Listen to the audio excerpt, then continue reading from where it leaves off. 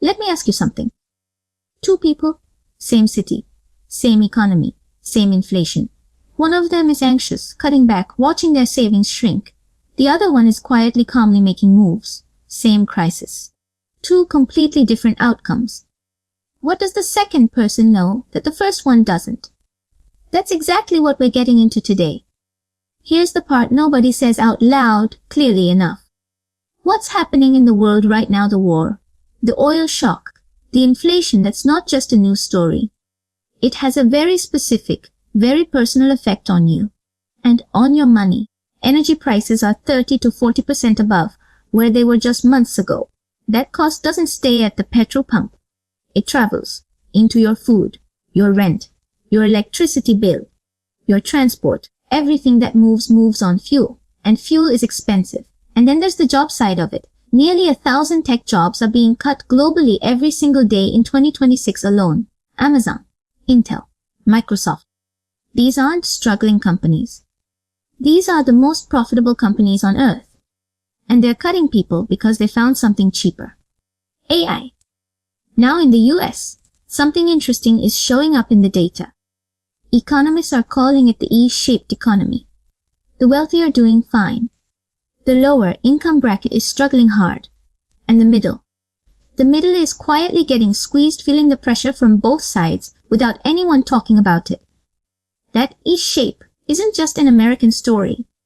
It's what's playing out in India, in Germany, in South Africa, in the Philippines, in Brazil. The gap between people who own assets and people who only earn a salary is getting wider. Fast, and the crisis is accelerating it. So the real question isn't when will things get better. The real question is which side of that gap are you building toward? There's a line I want you to really sit with. Wealth doesn't disappear in a recession. It changes hands. When markets drop, someone is selling in panic. Someone else is buying at a discount.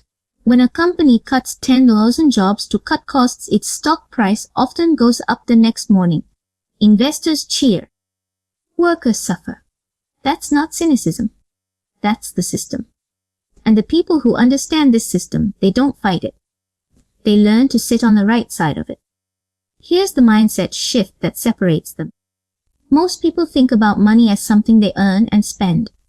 Smart people think about money as something that works either for them or against them. Right now, if your money is sitting in a savings account in a country with 6% inflation, your money is working against you. You're losing purchasing power in real time every month while your balance looks untouched. That feeling of safety, that's actually the danger. The people building wealth right now aren't doing anything dramatic or risky. They've just made a quiet decision to stop letting their money go nowhere. Let's get into what this actually looks like in practice. Not in theory, in real life. Right now, move one on a piece of what's going up. When oil prices spike because of a geopolitical shock, someone profits. When defense budgets go up because governments are scared, someone profits. When AI replaces workers, the companies deploying AI profit. Smart people ask, how do I own a small piece of that? Not by gambling on individual stocks, but through index funds, ETFs, commodity funds instruments that let someone with $50 or $500 or $5,000 participate in what's growing.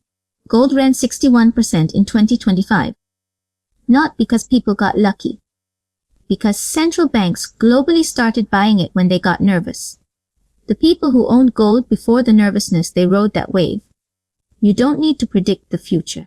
You need to own things that benefit when the kind of chaos we're already seeing continues. And right now, by every measure, it is continuing. A move to build your second income before you need it. If your only income is your job, you are one bad quarter away from crisis. That's not pessimism. It's math. The people who are navigating this best right now globally have at least 2 income streams. And the second one didn't start because they lost a job. It started before. A skill that can be freelanced online. A service. A digital product. Content that earns while you sleep. Even consulting 1 day a week on the side. Here's why this is urgent right now. Specifically, AI is eating the middle of the job market, the routine, the repetitive, the predictable.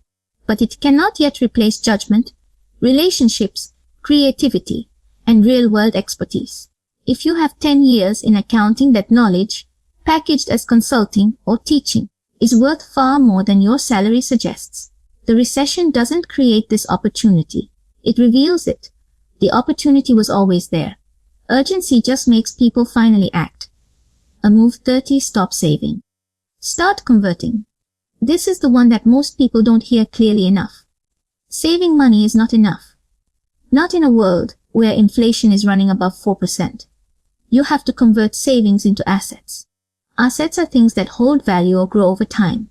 Stocks, real estate, a business stake. Gold, a skill that earns. The wealthy aren't richer because they earn more. Research shows that since 1979, the wages of the top 1% grew by 180%. Everyone else's wages grew 44%. That gap isn't because the top 1% worked harder. It's because they owned things that compounded. Capital grows faster than salaries. Always has. Always will. The good news: you don't need to be wealthy to start owning assets. You need to start small, consistently, and not stop. A person who puts 3,000 rupees, or $30, or 3,000 naira, whatever their equivalent is, into a diversified index fund every single month, starting today, will have more real wealth in 10 years than someone who saved twice as much in cash. Not because they were smarter, because they understood what money does when you put it to work. Move 40. Think in global terms, even from a local life. One of the quietest shifts happening right now is ordinary people from every country earning in dollars, pounds, or euros from their own home. A graphic designer in Nairobi, a tutor in Vietnam, a developer in Pakistan, a content writer in the Philippines. These are people who figured out that geography doesn't have to determine your income ceiling anymore.